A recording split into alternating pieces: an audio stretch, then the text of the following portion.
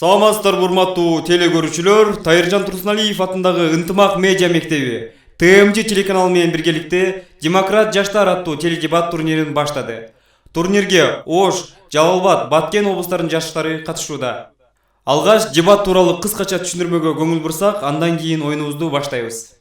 Дебат деген эмне? Дебаттар качан пайда болгон? Дебаттар байыркы гректерде пайда болуп, ошол мезгилде эле демократиянын ажырагыс элементи болгон. Афинада жарандар сунуш кылынган ар кандай мыйзамдагы кемчиликтер жана артыкчылыктар туурасында талашып, талкуулап турушкан. Мындай дискуссиялар маселени ар тараптан талдоого мүмкүнчүлүк берген. Байыркы Римде да оратордук искусствону окуткан риторлор мектептери бар болгон. Риторлор мектептеринде оратордук чеберчиликти үйрөткөн. Бул мектептер абдан абройлуу болуп, ал эми окутуучулар жогорку акы төлөнүүчү адамдардын бири болгон.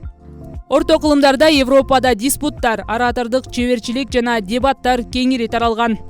20-кылымдын 30-жылдарында АКШда дебаттар жаштардын ишмердүүлүгүнүн бир түрү катары калыптана баштаган. Шайлоо өнөктүктөрү дебаттардын өнүгүшүнө жаңы дем берген жана аларды азыркыдай калыпка салган. АКШда дебаттын популярдуулугу 1960-жылдагы президенттик шайлоо учурунда Джон Кеннеди менен Ричард Никсондун ортосундагы биринчи теледебаттан кийин жогорулаган. Учурда АКШда жана Европада дээрлик бардык университеттерде дебат клубу бар. Дебат тараптар бирөөнү бир нерсеге ишендирүү милдетин койгон жүйөлүү талаш. Талаш тартышты баалоодо биринчи кезекте аргументтер колдонулат. Бул ар кандай риторикалык ыкмалар, аудитория менен иштөө жөндөмү, сөздүн жеткиликтүүлүгү жана башка. Дебат ролдук оюнунун негизинде ар кандай форматта байма-бай сынактар өткөрүлүп турат. Кеңири тараган дебат форматтары америкалык, британиялык Карл Поппер, ошондой эле Линкольн Дуглас. Биз бүгүн америкалык парламенттик дебаттар боюнча айтып беребиз. Америкалык парламенттик дебаттар форматы логика, акылдуулук, риторика, оратордук чеберчилик жана ынандыруу боюнча жогорку интеллектуалдык атаандаштык. Бул жерде эң биринчи кезекте далилдердин деталдуу жана негиздүү жыйнагына эмес, ой жүгүртүүнүн ылдамдыгына жана логикалык ой жүгүртүүсүнө көңүл бурулат. Дебатка эки команда катышат: өкмөттүк команда жана оппозициялык команда. Ар бир команда эки оюнчудан турат: премьер-министр жана өкмөт мүчөсү, оппозициянын лидери жана оппозициянын мүчөсү. Дебатты парламенттин төрагасы башкарат. Ал соттун милдетин аткарат. Бир жолу бир нече судьялар турга баа берсе, алардын арасынан парламент төрагасы шайланат. Жеңүүчү команда калыстардын көпчүлүк добушу менен аныкталат. Премьер-министрдин конструктивдүү сөзү 7 мүнөт, оппозициянын лидерлеринин конструктивдүү сөзү 8 мүнөт, өкмөт мүчөсүнүн жана оппозиция мүчөсүнүн конструктивдүү сөзү ошондой эле 8 мүнөт. Анын сөзүн жыйынтыктоого багытталган аналитикалык сөз премьер-министр 5 мүнөт, оппозициянын лидери 4 мүнөт. Парламенттик дебаттын жогоруда аталган негизги философиясы жана эрежелери акыркы чындык эмес. Аларды ар бир парламенттик клубка ылайыкташтырса болот. Дебаттарды критикалык ой жүгүртүүнү, сабырдуулукту, диалог маданиятын жана коммуникативдик жөндөмдөрдүн агылып чыгуусун өнүктүрүүгө багытталган билим берүү технологиясы катары кароого болот. Дебаттар өз кезегинде риториканын бир бөлүгү болуп саналат. Бүгүнкү биринчи оюнда формула командасы менен түштүк стандарты командасы ойнойт. Жалпы турнирдеги оюндарда ишкердикти колдоо борборунун эксперти Султан Рахманов жана Юзофош коомдук бирикмесинин программалык менеджери Медер Абдыманапов соттук милдетти аткарышат. Оюндун резолюциясы менен тааныштырам. Бул палата Кыргызстандагы банктардын насыя берүүдөгү пайызын төмөндөтөт. Дагы бир жолу кайталайм. Бул палата Кыргызстандагы банктардын насыя берүүдөгү пайызын төмөндөтөт. Урматтуу өкмөт башчы, сөз сизде. Баштай берсеңиз болот. Соттук кылуучу соттор, бүгүнкү биз талкуулай турган тема бул бул палата Кыргызстандагы банктардын насыя берүүдөгү пайызын түшүрөт деп айтылып турат. Албетте бул теманын өз кезегинде дал ушул күндө актуалдуулугу бар. Ал эми ачкыч сөздөргө биз банк жана насыя деген сөздөрдү алып алдык. Банк баарыбыз билгендей эле ушул акча айландыруучу жана акча насыя берүүчү атайын уюм. Насыя болсо бул ушул биз атайын банктан акчаны алып, анын үстүнө үстөк пайызын кошуп төлөй турган акча каражаты. Ал эми учурдагы абалы жөнүндө айта турган болсок, көпчүлүк Кыргызстандагы ишкерлер же болбосо кадимки эле жарандар жогорку пайыздагы насыяларды алып алуу менен аны төлөөдөгү көптөгөн кыйынчылыктардан улам бул элдин социалдык өнүгүүсүнө же болбосо элдин жашоо турмушуна абдан бир терс таасирин тийгизип, мындайча айтканда карапайым элдердин жашоо турмушун оорлоштурганга түртүп атат деп айтсак болот. Биз кейске Кыргызстанды алып алдык, ал эми тармагы болсо бул айыл чарба жана өндүрүш кайра иштетүү тармагында деп белгиледик.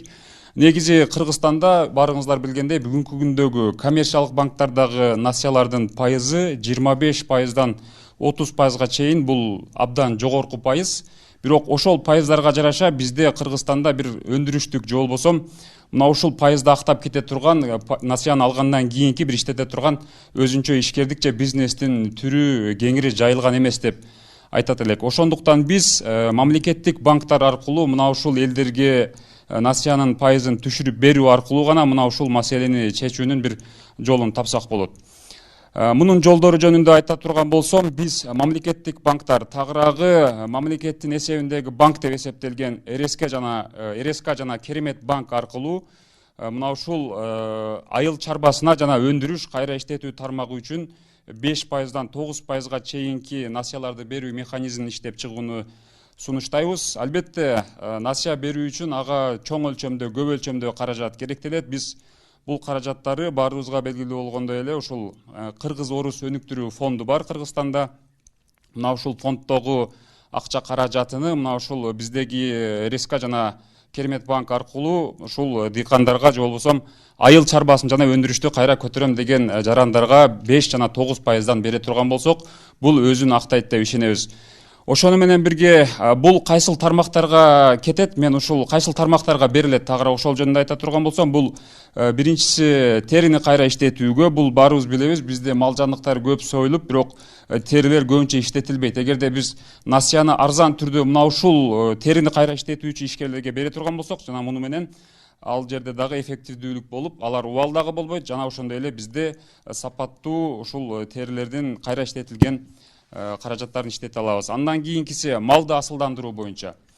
Бизде билебиз, бүгүнкү күндө малдын саны көп, бирок сапаты жок. Биз ушул насыянын арзан түрдөгү насыяны биз ушул дыйкандарга бере турган болсок, мал чарбасына, жана алар малды асылдандыруу үчүн өзлөрүнө керектүү приборлорду, каражаттарды, атайын баягы керектелүүчү жабдыктарды сатып алып, же болбосо сырттан мына ушундай керектүү мал асылдандырууга керектүү өздөрүнүн вакциналарын, же болбосо уруктарын алып келе алат деп ойлойбуз. Андан кийинки үчүнчү тармагы биз кайра иштетүү деп айтканбыз. Бул Кыргызстандагы таштандыларды кайра иштетүүгө деп айтсак болот. Тагыраагы аз пайыздагы насыяны алган ишкерлер таштандыны кайра иштетүү менен алар ошол эле таштандыны мындайча айтканда кайра иштетип, биздеги зыяндуу нерселерди пайдалуу жагына өзгөртүп өнүктүрө алат деп ойлойбуз. Урматтуу өкүл, ал эми сөз азыр оппозиция башчысында. Саламатсыздар, урматтуу каршылаштар, соттор палатасы жана ошондой эле телекөрүүчүлөр. Мен оппозиция башчысы Максатов Ислам. Бүгүнкү резолюцияны кайра кайталап кетсем, бул палата Кыргыз Республикасына банктардын насыя берүүдөгү пайызын түшүрөт. Эми бүгүнкү күндө биздин өкмөт тарап жакшы эле ачып бергенге аракет кылды, бирок эң негизги бул жакта актар дагы белгисиз болуп калды да. Бул улуттук банк, албетте. Улуттук насыянын пайызын ким түшүрөт деген суроо, мамлекет түшүрөбү же ишкерлер өздөрү петиция чогултуп түшүрүп алышабы, же Нацбанкта кандай операциялар жүрөт, анын аркасында эмне жатат, анын баарын ачып бергиси келген жок. Демек бул нерсени да түшүнүп алдык. Эми төгүндөдөн баштасак, негизи эле эмне үчүн пайыз насыя берүүдөгү пайызды бүгүнкү күндө түшүрбөш керек деген суроого жооп берип атып эле биз буларды төгүндөп кете беребиз да. Өзүбүздүн дагы позицияны далилдеп, каршылашыбызды да төгүндөп, эми алгач айтып кетели. Булар бүгүнкү күндөгү пандемияны айтып кетишти да, статус-кво катарычы бүгүнкү күндө ушундай пандемия, кризистик абал болуп жатат деп. Эми булар айыл чарба тармагына өндүрүш, кайра иштетүү, малды асылдандыруу, негизи эле ошол тармактарга пайызды түшүрдү деп коелу дагы. Ишкерлер бүт бары пайыздар түшүптүр деп эле толтура кредитти алып алды деп коелу да. Кредитти алып алды дагы, алар макул аябай көп товар чыгарды, бирок бүгүнкү күндөгү пандемиянын бул жагы арты жок да. Бүгүнкү күндө ушул күнү пандемия бүтөт дегенчи, эгер бул 2-3 жылга созулуп кете турган болсо, алардын кайра мисалы экспорттолбой калган товарларына калктын ичинде суроо талап жок болуп, же калк деле пандемиядан улам өзүнө көп нерсе ала албайт да. Ошондон улам ушул тобокелге барып жатат да, алар чоңчу. Ошонун баардыгын жоопкерчилик мындай минуска кеткендерге жоопкерчилик ала турган актарды көргөзбөй кетти да бизге оппозиционер. Ал эми бул бүгүнкү күндө абдан маанилүү. Эмне үчүн? Анткени бул жакта инфляция маселеси дагы пайда болуп жатат да. Инфляция эмнеден улам келип чыгат? Бүгүнкү күндө Кыргыз сомунун инфляциясы акыркы 10 жылдын ичинде ушул Кыргызстан экономикасынын туруксуздугунан улам 0,5%дан 10%га чейин алмашып турат экен да. Ошондуктан улуттук банктагы так прогноз бере албайт экен да. 1 жылдан кийин эмне болот, 2 жылдан кийин эмне болот, өздөрүнө өздөрү ишенишпейт да. Ошондуктан эч кандай кепилдик бере албайт дагы. Бүгүнкү күндө пайыздык ставкалар ошол учурдун талабына жараша эле болуп турат. Демек биз дагы бүгүнкү күндөгү учурдун талабына жараша пайыздык ставканы түшүрбөй эле ошо бойдон калтырып коюуну, эч кандай тобокелдикке барбоону сунуштайбыз да. Бул учурда биз так окуялар кандай иретте жүрөт көрсөтүп берип атабыз да. Мисалы көптөгөн адамдар кредит ала баштайт да, чоң суммадагы ошол эле ишкерлер, айыл чарбада эмгектенген адамдар, аларга кредит берүү үчүн банкка акча керек да. Эгерде банкта акча жок болуп калса же ресурска тиркелген бир валюта жок болуп калса, айла жок, биз бүгүнкү күндө биздин акчабыз ошо француздук компаниядан заказ кылабыз да, алар заказ берип көп акча берет дагы, бул жакта акчанын кадыры кетип калат дагы, инфляция болот. Ал эми инфляция бул ошо мамлекеттеги акчанын баасын ылдый түшүрүп, калктын кандайдыр бир товарды сатып алуу жөндөмдүүлүгүн азайтат да. Бул нерсеге алып келе турган идеяны айтып атышат биздин оппозиционер. Ошон үчүн биз бул нерсеге каршыбыз. Анткени бүгүнкү күндөгү Кыргызстандын сомунун аброю өзүбүздүн ошол эле кошуна Казакстан, Өзбекстанга караганда салыштырмалуу бир аз да болсо туруктуу да. Бул ошол биздин улуттук банктын учурдагы иш аракеттери мындай компетенттүү жүздөр аркылуу ишке ашып жатат деген нерсени айтсак болот. Демек рынокты изилдебей туруп, пандемиядан улам кандайдыр бир кепилдиктерди бербей туруп, мисалы чек ара мынчасы ачылат, мынчасынан баштап экспорт кыла баштасак болот деген сыяктуу эле нерселерге кепилдик бербей туруп, биз мындай ставканы түшүрүү деген мындай орчундуу маселеге кайрыла албай жүрбүз да.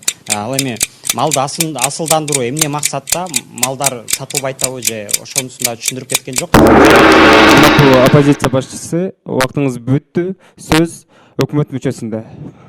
Биз бул жерде өзүм өкмөт башчым толук кандуу айтып кеткенге аракет кылды. Жанагы оппозициянын сөз боюнча айта турган болсок, бул жерде мындай көп кейстен чыгып кетти десек жаңылышпайбыз. Себеп дегенде бул жерде бардык эле экспорт боюнча, инфляция боюнча сөз болуп кетти. Бул жерде бизде банктар нарса берүүдөгү пайызын түшүрөт эле деген сөз боюнча болуп атат да. Кейстен чыкпаганга аракет кылдыңыздар. Жана дагы биз айта турган болсок, ачык сөздөр боюнча дагы өкмөт башчы жакшы эле айтып кетти.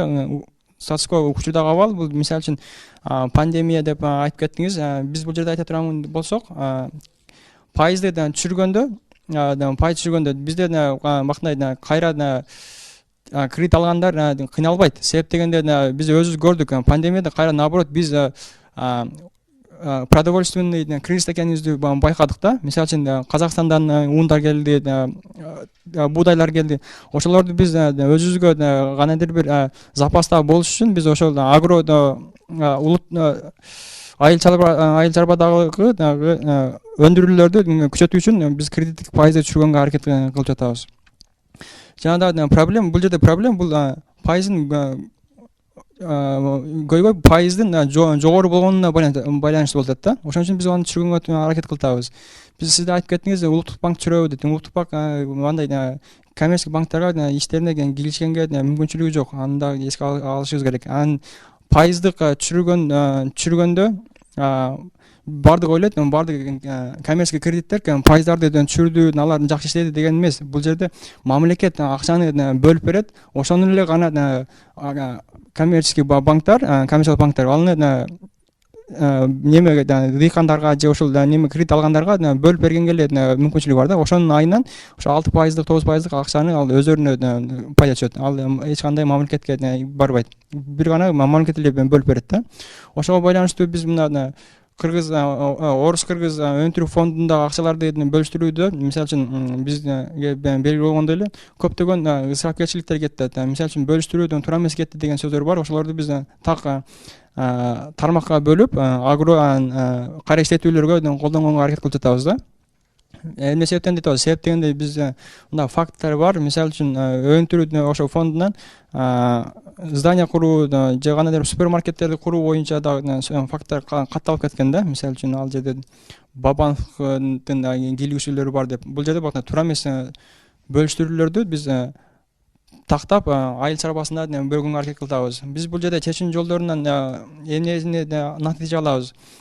Айыл чарбасына аз пайыздагы кредиттерди жанагы бир жактан кайра иштетүү боюнча бул таштандыларды иштетүүдө бул бир эле экономикалык жактан эмес, биз бул жерде экологияга дагы көңүл бурганга мүмкүнчүлүгүбүз бар. Мисалы үчүн айтырган болсок, ден соолукка, экологияга деп айтабыз. Жана дагы ал кара иштетүүдө, пластиканы кара иштетүүдө дагы бизде жакшы идеялар бар. Ошолорду акчасы жок болгонуна байланыштуу ишке ашпай келип жатат да. Ошону кредиттик пайызды төмөндөтсөк, ал идеялар ишке ашканга мүмкүнчүлүгү бар деп айтсак болот. Жана дагы сиздер бул экспорт болбой калышы мүмкүн, силер кредитке бердиңиздер деп жатасыздар. Бизге экспорт эмес, биз ичиндеги эле ишкерге иштеткенге мүмкүнчүлүгүбүз болуп жатат да азырчы. урматтуу Тарел мырза, убактыңыз элем сөз оппозиция мүчөсүндө. Саламатсызбы, урматтуу сот жана биздин тарапташтар, каршылаштар. Биздин тарапташтарды төгүндөн баштасам да, булар айтып атышат да, мамлекетке ошол эги насыяны проценттерин ошо азыркы турган абалында болсо деле алар мамлекетке барбай эле атат. Бирок биз айтып атабыз, ошол мамлекеттеги эмелер алар налог төлөшөт да, баягы салык төлөгөндөн ошол жактан эгер салык төлөй албай калышат деген нерсени айтабыз. Анан булар мамлекетке барбайт дегенди туура эмес болуп калат. Анан келгиле так тармактарга бөлүштүрөлү дейт да. Ал так тармактарга кантип бөлүнбөй атканын, кайсы тармакка бөлүнүп атканын же ушул тармакка бөлүнбөй атканын туура так көрсөтпөй эле да. Анан экология, ден соолук деп айтат да. Биз бул жерде айтабыз, Кыргызстандын экологиясы тууралуу эмес, бул жерде экономикасы тууралуу сөйлөшөлү келгиле атабыз да. Анан келгиле ошол Кыргызстандын экономикасына таасир берет дегенди булар түшүнбөй эле да. Келгиле койгула, биз экономиканы эле экологияны карайлы, айыл чарбаны карайлы деп. Бирок эмне негизде ошол тармакты алып алганын, анан биз ошол жактан неме болбойбуз деп, утулбайбыз деген нерсени айтат да. Бирок ошол анан мына терилерди эме кылабыз, анан мал чарбасы, айыл чарбага гана басым жасайбыз деген нерсени айтат. Бирок алар кантип басым жасайт? Бул ошол 5%-тен 9%-ке чейин кантип түшүрөт? Эмне кылат? Механизм сунуштабай эле да бизгечи. Давайте биз мындай биз чүрүп коебуз да, так чүрүп туруп эле булар ошол эмеге берип коет экен, мал чарбага, айыл чарбага бөлүп коет экен. Булар кантип бөлүштүрөт? Аларды ошо баягы кантип мыйзам чыгарабы же бир мыйзамды кодексти өзгөртөбү? Аларга бизге мындай түшүнүк бербей эле да. Анан пайыз түшүрүү менен эмнеге жеткен, эмнеге жетип жатканын эле түшүнбөй атат. Биз эмнеге жетебиз дейт? Экологиябыз жакшынап атат. Анан биздин ден соолукка карайлы. Анан биз утулбайбыз, айыл чарбаны карайлы деп койду дагы бизге туура талык маалымат айтпай эле. Анан кантип түшүндүргөнүн бизге толук түшүндүргөн жок. Анан мен биздин өзүнүн линияга келсек да, биз айтабыз, инфляция болот дейт, кепилдик жок деп атабыз, тобокел болот атабыз. Булар түшүнбөй эле да, бизгечи эч кандай реакция көрсөтпөй эле. Анан биз бул пайызды түшүрүү акталган эмес. Эмнеге акталган эмес? Акчанын бедели түшүп кетет деп атабыз. Кыргызстандын экономикасы зыян деп атабыз. Биз дагы Казакстандын, анан Өзбекстандын эмесине түшүп калабыз деген нерсени айтабыз. Келгиле биз андай кылбастан эле өзүбүздүн элибизде экономиканы сактап калайлы деген нерсени айтабыз.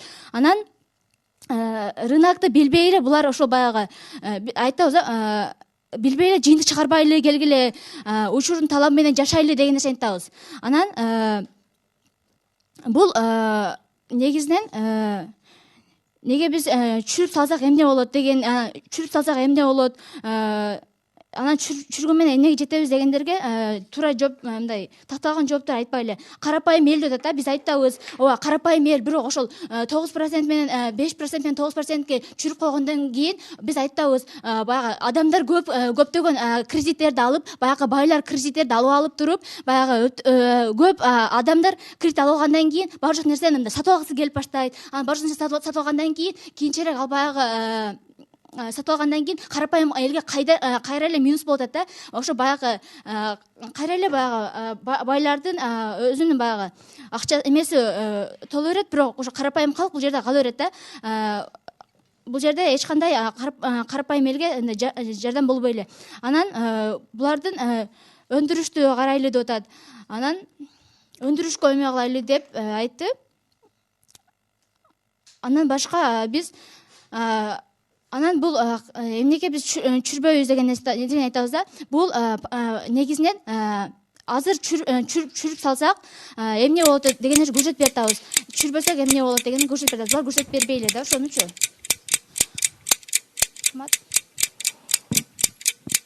урматтуу оппозиция мүчөсү, убактыңыз бүттү. Анализдөө үчүн 3 минутта берилет. Өкмөт башчы, сөз сизде. Тема боюнча абдан кызыктуу талкууладык. Бирок мен эми анализ катары айта кетейин, негизи бүгүнкү биздин темабыз башында айтып өткөндөй эле бул палата банктардын насыя берүүдөгү пайызын түшүрөт деп айттык да. Актуалдуулугу жана башкасы боюнча кеңири айтып өттүк. Биз эмнени айтып атабыз? Бүгүнкү күндө пайыздарды түшүрүүнүн максаты бул өндүрүштү, өзүбүздөгү өндүрүштү, Кыргызстандагы ички рынокту жакшыртуу жана өзүбүздөгү кайра иштетүү, өндүрүш, айыл чарба жана малдарды асылдандыруу боюнча айтып өттүк да. Тармак боюнча да. Биз бул жерде башында айтып өткөндөй сыртка экспорттойбуз, бул мамлекеттерге сатабыз же башка деген маалыматты айткан жокпуз. Бул жерде айтылып атат, оппозиция башчысы чыгып айтып атат, бул пандемия шартында, пандемия качанга чейинки уланышын биз билбейбиз. Силер аны кайсыл жака экспорт кылып сата аласыңар дегендей жүйөлөрдү келтирип атат да. Биз максат сыртка экспорт кылуу эмес, өзүбүздү керектүү өндүрүш менен камсыз кылуу биринчи орунда тургандыгы үчүн биз ушул пайыздарды түшүрүүнүн механизмин сунуштап атабыз. Оппозиция мүчөсү айтып атат, булар бир туруктуу механизмди сунуштай алышкан жок деп. Биз айтып өттүк. Кыргыз-Орус өнүктүрүү фондундагы акча каражатыны мамлекеттик деп эсептелген, коммерциялык эмес. Коммерциялык банктарга бөлө турган болсок, алар дагы өздөрүнүн услугасын же болбосо өздөрүнүн кызматын кошуп, бул пайыз кайра көтөрүлүп кетиши мүмкүн. Мамлекеттик банктар аркылуу мына ушул айыл чарбадагы малдарды асылдандыруу жана ошондой эле таштандыны кайра иштетүү, терини кайра иштетүү. Бүгүнкү күндө Кыргызстанда дагы бут кийимдер тигилет, бирок бизге керектүү ушул тери каражаттары ышталып жасалган терилер. Турциядан жана башка Европа мамлекеттеринен келет да. Эгерде биз ушул тери иштетүүгө, ушул насыяларды арзан насыяларды терини кайра иштетүүгө жумшай турган болсок, биз ошол Турция Европадан эмес, өзүбүздөн өндүрүп, балким Кыргызстанды бут кийим менен деле камсыз кыла турган болсок, бул биз үчүн чоң бир экономикалык көрсөткүч болот. Ошондо биз берип аткан 5 жана 9% насыя өзүн актайт деп ишенебиз. Ошону менен бирге оппозиция мүчөсү аябай көп нерселерди айтып өттү, бирок мындайча айтканда биз өзүбүздүкүн сунуштап атабыз, биз өзүбүздүн бир идеяны тургузуп атабыз деп айтып атат, бирок биз бул жерде көрө алган жокпуз. Же болбосо биздин айткан механизмдерибизге бир каршы чыгуу менен, же болбосо биздин айткан идеялардын жараксыз экендигин тастыктаган бир аргументалдуу жүйөлөрдү келтире алган жок деп ойлойм. Ошондуктан мен ойлойм, бүгүнкү оюндун жүрүшүндө биз өзүбүз керектүү болгон бүт нерселерди айтып өттүк. Бул мамлекеттик банктар аркылуу берилген насыянын пайызы арзан болот дагы, эң негизгиси өндүрүштө бул иштетилип атат. Таштанды боюнча айтып атасыздар. Биз экономиканы ойлоп атсак, эмне үчүн сиздер экологияны ойлоп атасыздар деп атасыздар да.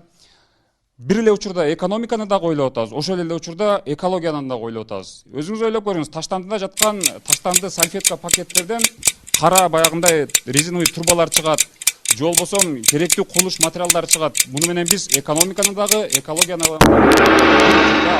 Урматтуу өкмөт башчы, убактыңыз бүттү. Анализдөө үчүн сөз оппозиция башчысында.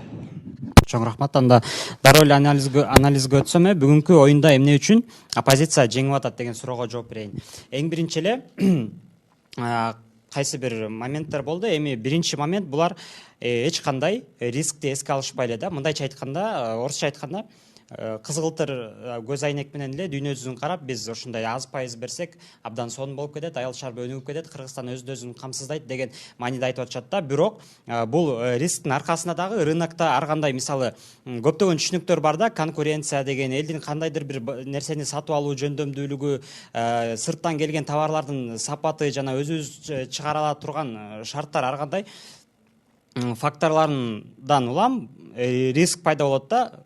Эгерде проценттик ставканы түшүргөн учурда кайра эле ошол немелер, ишмерлер ошол кредитти көп алышат да, толтура адамдар көп алышат, процент аз экен деп эле миллиондогон сомдорду алып алышат дагы. Анан качан алар өздөрү банкрот болуп калган учурда ошого ким жоопкерчиликти алат деген суроого жооп беришсе, анда бүгүнкү күндө өкмөт башчысы утмак да. Мен өзүм биринчи речимде эле айткам да, ошол учурда жоопкерчиликти ким алат депчи. Бул учурда өкмөт тараптан эч кандай реакция болгон жок да. Демек булар чындап эле өздөрүнүн катачылыгын сезип калышты да. Чындап эле жоопкерчиликти ким алат деп жоопту бизге айта алышкан жок. Бул учурда бизге оппозицияга утулуп атат.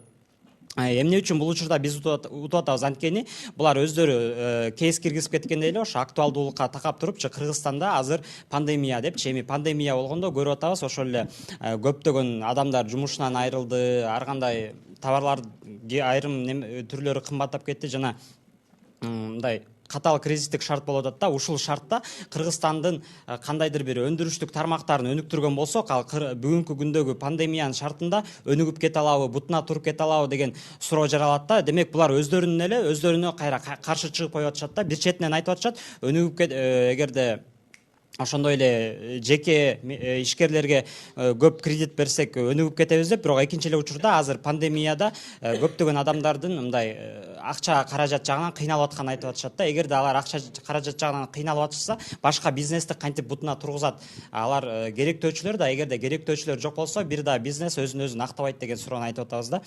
Ушул эки моменттен биз жеңип кетип атабыз. Анан экология боюнча да сөздү козгоп кетишти. Эми бул резолюциянын алкагында бул андай деле маанилүү эмес да. Анткени резолюция бул жакта эч кандай экологияга маани бербей эле, бирок эми бул оюндагы өзүнчө бөлүнүп кеткен бутак болуп калды, бирок ага да көңүл буруп коюшубуз керек.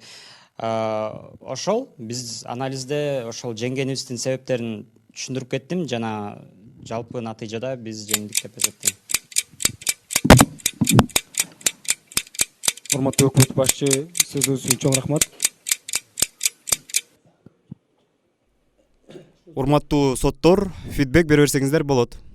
Чоң рахмат, аябай жакшы оюн болду. Мына башынан баштап эле резолюция абдан кызык экен. Өкмөт башчысы чыгып ачкыч сөздөрдү айтты.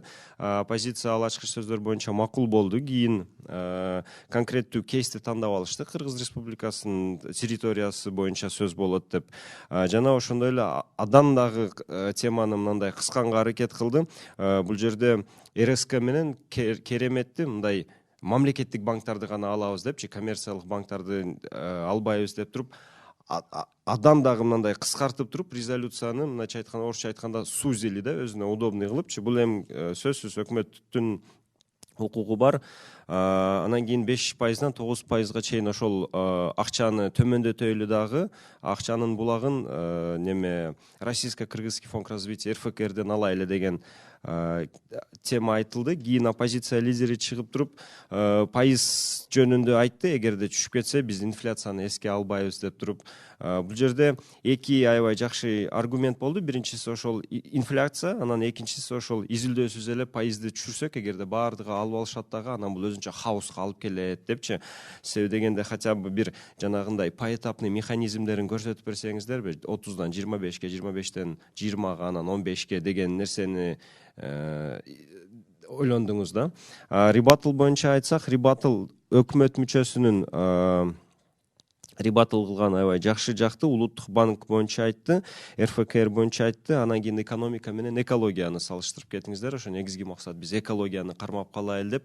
Бирок ошол эле маалда анализде аябай жакшы оппозициянын лидери айтып кетти. Бул резолюциянын алкагында экология боюнча сөз болбойт. Себеби дегенде биз резолюциядан чыгып кеттик. Биз бул жерде банктар боюнча, анан пайыздар боюнча сөз кылып атабыз деп идеяларды жакшы айтты. Мен ойлойм, бул резолюцияда өкмөткө ойногону аябай оңой болду да. Оппозицияга кыйыныраак болду. Себеби дегенде бул чындыгында эле тема жанагындай оппозиция деле менен макул болсо керек, пайызды түшүрүш керек да. Бирок бул дебат болгондуктан бул жерде оппозицияга кыйыныраак болду. Бирок ошого карабастан жакшы аргументтерди берип туруп, мүмкүн болушунча баягындай ударларды выдерживать этип атты да. Мага аябай оппозициянын башчысы жакты. Анализди дагы жакшы келтирип 5 пунктты көрсөттү.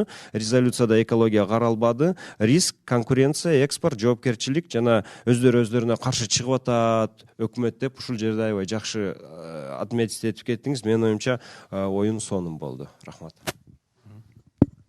Урматтуу дебатерлор, алгач жакшы оюн көрсөңүзгө ыраазычылык билдирем. Тема чындыгында аябай актуалдуу. Анан эми оюндун жүрүшү боюнча бир аз кыскача токтолсок, Султан мырза аябай кенен айтып берди. Өкмөт өзүнүн линиясын жакшы тургузду, өзүнүн ой пикирин айтты, максаттарын айтты жана өзүнүн тандап алган кейси боюнча, кейсти аябай жакшы болду. Себеби бир гана тармакты тандап алышты. Ошо айыл чарба тармагында ушул аз пайызды булар жалпыга түшүрбөй, бир гана ушул айыл чарба тармагындагы ишкерлердин керектөөсүнө элге 5-тен 9%га чейин түшүрүп берели деген ойдо айтышты да. Анан анын ичинде дагы ушул баягы дагы ичинде сүңгүп кирип тармактарын айтып берчү. Бул тери өндүрүү, малды асылдандыруу, таштандыларды кайра иштетүүчү ишканаларды ачуу боюнча багытталган ишкерлерге пайыздарды төмөндөтүп берүү боюнча. Оппозиция лидери, оппозиция негизги функциясы бул өкмөт тарабынан сунушталган идеяларды, пландарды төгүндөө да. Эң негизги функциясы ошол. Ал функцияңызды абдан жакшы аткардыңыз, себеби эң биринчи эле бул пайызды түшүрүү жана бул ишти ишке ашыруу кандай механизмдер менен болот, ошол жөнүндө механизмде аябай жакшы контур мындай ребатл жасап өттүңүз да. Андан сырткары тобокелчиликтер маселесинде аябай жакшы айттыңыз, себеби ошол кредиттер берилгенден кийин ишкерлер алдын ала жашап кете алабыз. Азыркы экономикалык дүйнө жүзүндөгү кризисти кырдаалды алып абдан жакшы төгүндөлөр болду жана сомдун туруктуулугу боюнча дагы жакшы айттыңыз. Өкмөт мүчөсү өзүнүн линиясын тургузуп кайрадан бышыктоо жүргүздү да. Өкмөт мүчөсү ушул РСК жанагы мамлекеттик банктарга басым жасады жана бул улуттук банк тарабынан көзөмөлгө алынып Керемет жана РСК банктары тарабынан гана ишке ашырылат деген өзүнүн позициясын кайра бекемдеди. Бирок тилекке каршы оппозиция тарабынан ушул Керемет жана РСК банкка төгүндө болбой калды да. Себеби сиздердин оюнуңуздарда бул өкмөт өзүнүн идеясы менен жалпы элди чектеп койду да. Себеби силер ушул эки банктан башка эч кимден аз пайыз ала албайсыңар депчи. Ошондуктан сиздер ушул жерге төгүндө жасашыңыздар керек эле деп ойлойм.